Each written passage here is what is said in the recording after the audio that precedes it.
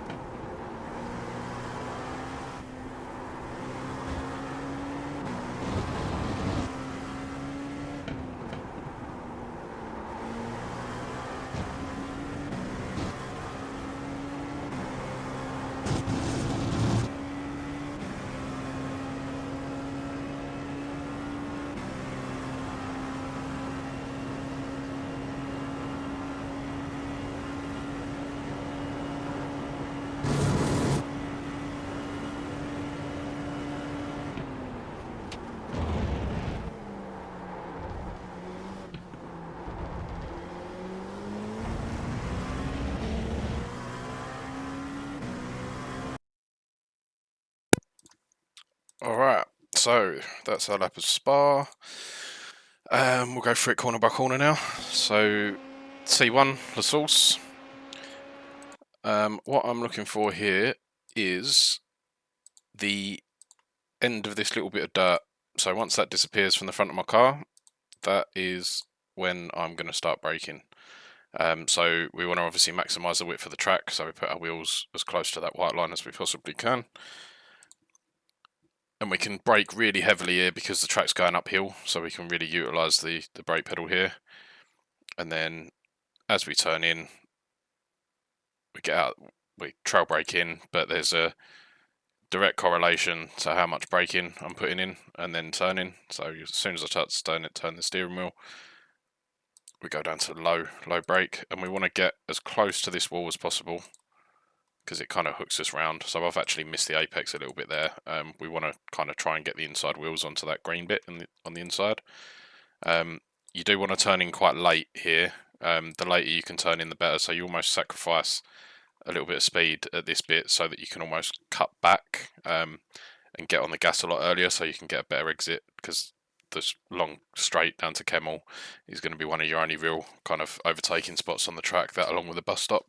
So we really want to maximise the exit speed that we get out of here. So get her in, get back on the gas as soon as we get to the apex, use all of the runoff. That's not an off track, as long as you don't go over that white line, you are all good there. So just maximise all the track, just be really patient when you're getting on the throttle back here, so you don't over rotate the car. You see the car wanted to skip out a little bit for me there, because I've been a little bit too aggressive. Just be really smooth, maximise your exit. And then this is always flat. Can take a little bit of the curb on the inside there, swing back across, and then we can cut quite a bit of this at the top as well. So this isn't an off track, but obviously be careful in the race, because this is a hefty slowdown if you overcut it. But we do want to kind of cut it quite a bit. So cut this corner, turn in quite late. It's really easy in this car, so yeah, all good. So obviously flat out down the Kemmel straight. Now coming into Lecombe, what I'm basically looking for is kind of just after the start of the curb. And again, we want to maximise the amount of track that we're using, so we want to use this curb as our braking. And again, we can use a lot of the brake pedal here. I'm going up to 100% actually for some of this, because we're carrying so much speed. And as the speed comes out of the car and we start turning in, that's when we start bleeding the brakes off. Turning in wise, we want to turn in quite late here. There is an option to kind of pop the car up and get it into this kind of gravel bit. I do use it sometimes, I don't use it other times. It's just as quick as each other really. But the key to this corner is you want to try and avoid going too deep, so that you're basically too far over onto the left over here. You want to be able to kind of pull the car around so you're as far over to the right over here as possible. Like, the last thing we want to be doing here is being over here, because then you're super sacrificed for this part of the corner. So heavy braking in, trail braking all the way in, getting on that curb, and then gas in the middle. And we use the technique again where we get out the throttle on the transition, just to give the car the extra bit of kind of snap rotation. And we want to use this curb on the inside. Again, you can use the kind of gravelly bit to pull you around a little bit if you want.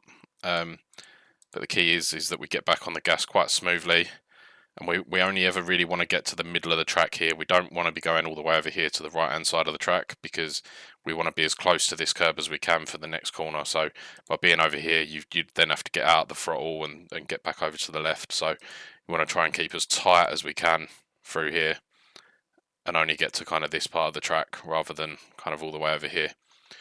So then we swing back out to the left, so we basically continue the steering, so we're back out to the left. I do not recommend that you touch this curb, because it is very easy for the rear of the car to slip. There's something about this curb, the way it is, I don't know whether it's the shape of it or whatever, but it really likes to kind of snap that rear left out. So I get to as close to it as I can, but not actually using it.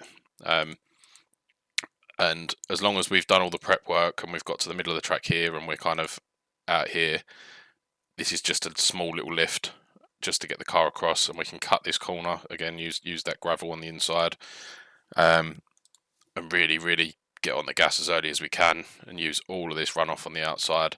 You can actually use quite a fair bit more of it than that. I think the limit is the middle of the car on the red and white strip.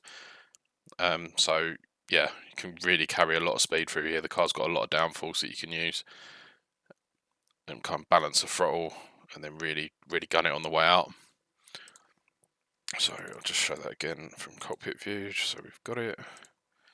So trail braking in onto the gravel or near the gravel, little lift to flick the car the other way, and then middle of the track, keep it over here on the left rather, and then turn it straight in, get it over that curb, really force the gas on the way out. And then coming down into Bruxelles. So this corner is quite difficult. It's a downhill braking zone, so we have to be a bit careful about not locking up and just sailing straight through the corner. And we need to be really deliberate with our downshifts here, because where you're turning right, by adding the downshift, it adds the extra rotation. Every time you click that downshift, it will kick the rear of the car around. So this is really important that we don't slide the car around this corner. So what I'm looking for is the start of the curb here for my braking point, and it's kind of 75-80%, but I'm immediately trailing it off as soon as the speed starts coming down. And what I'm doing is I'm actually aiming for that. So I'm kind of braking in a straight line, but I'm aiming for that apex, because we're gonna treat this almost like a double apex. So it's like a V shape. So get all our braking done. We're still trailing. Really being careful about our downshifts and trying to keep it as close to that curb on the inside as we possibly can. The car will want to understeer out, and that's where the kind of V bit comes in. But it's just really crucial that we're patient on the throttle, because there is very little grip around this corner. The car will want to slide out once you start getting on the throttle. So very good throttle control is needed through here. So we're braking down the hill, trailing in. You see that kick there? This little kick here is me downshifting into first. So bang, that you see the extra rotation that gives you. But you just got to be really gentle and careful with it, because it's really easy to kick the car out and end up in the traction control, and that's the last thing we want, because the car will bog down. So as you see, I go a little bit wider on the downshift, but then I'm really patient and get it back across, so it's almost a V shape, and use all the track on the exit. You don't really want to use much of this curb on the outside, just purely because it's really slippery. And we basically then continue the turn, and we want to aim for this curb over here.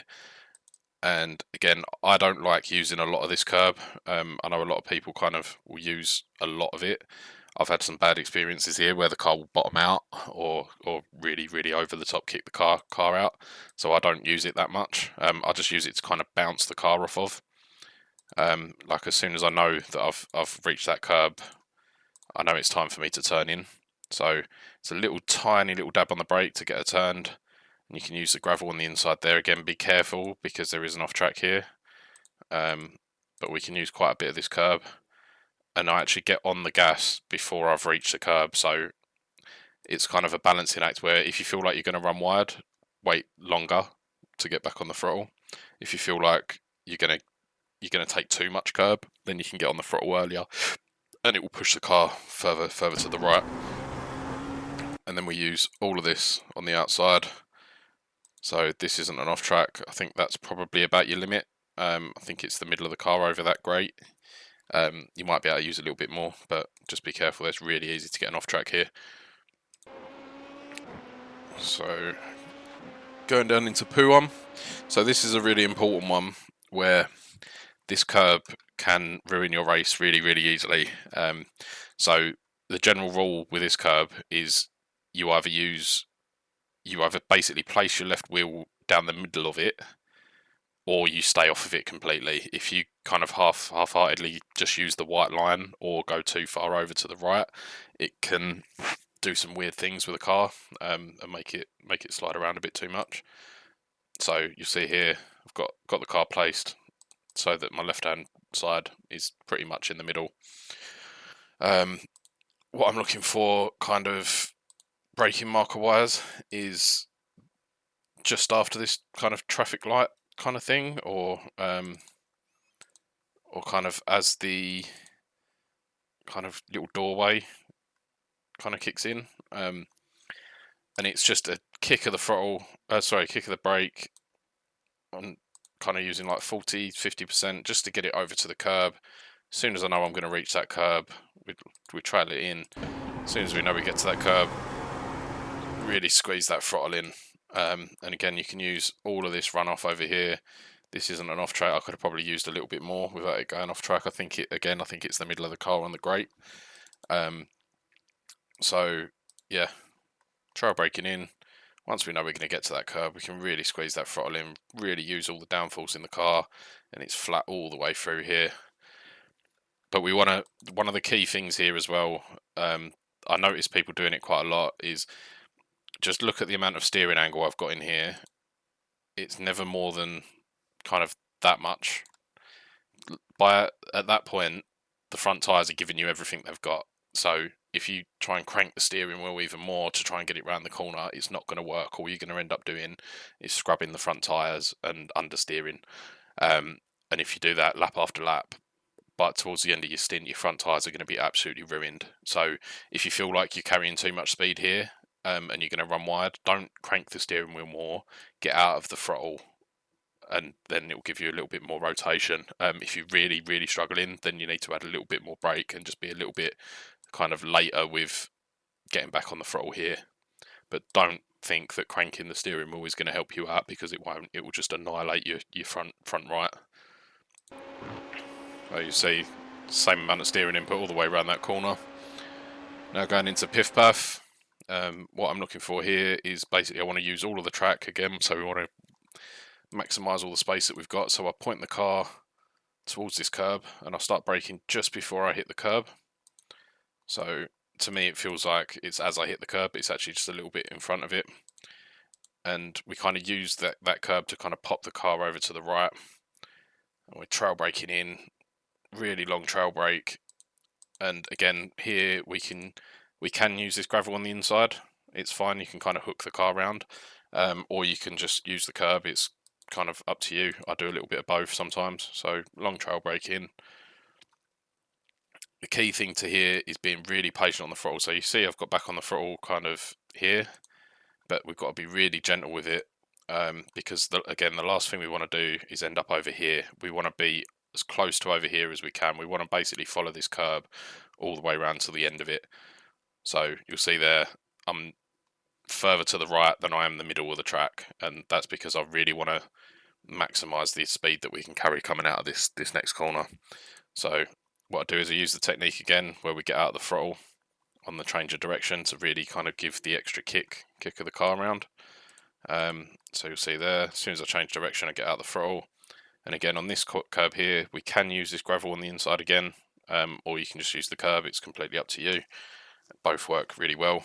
And as soon as I know I've kind of made that apex and I've got on that curb, I'm really, really starting to squeeze the throttle back in. Again, you have got to be a bit careful here because there is an off track over here, and the car does want to over rotate. But you can use a lot of this. So this wasn't an off track. I'm not quite sure where the limit is there because it's obviously beyond that. I think it might even be all four wheels over the grate. But just be aware that you can use all of this.